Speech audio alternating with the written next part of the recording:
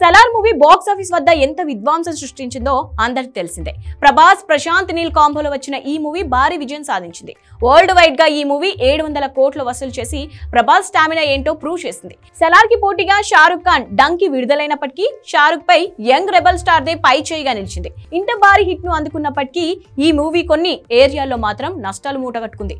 దీంతో నిర్మాత విజయ్ కిరగందూర్ డబ్బులు తిరిగి చెల్లించారంటూ ఓ న్యూస్ చక్కర్లు కొడుతోంది. సలార్ మూవీ పలు ఏరియాలో నష్టాలు మిగిల్చినట్టు సమాచారం. తెలుగు రాష్ట్రాల్లో సలార్ హక్కులు 150 కోట్ల వరకు అమ్ముడుపోయాయి.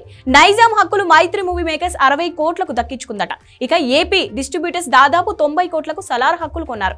అయితే నైజాంలో బ్రేక్ ఈవెన్ అయిన సలార్ ఏపీలో మాత్రం దెబ్బేసింది. దీంతో సలార్ నిర్మాత విజయ్ కిరగందూర్ ఈ నష్టాల్లో కొంతమేర తిరిగి చెల్లించారట. ఇందులో ఎంత నిజముందో తెలియదు కానీ ఈ న్యూస్ మాత్రం నెట్టింట ఇప్పుడు వైరల్ గా మారింది. కాగా మేకర్స్ ఇప్పటికే సలార్ సీక్వెల్ ప్రకటించారు. శౌర్యంగ పర్వం పేరుతో రెండో భాగం తెరకెక్కనుంది.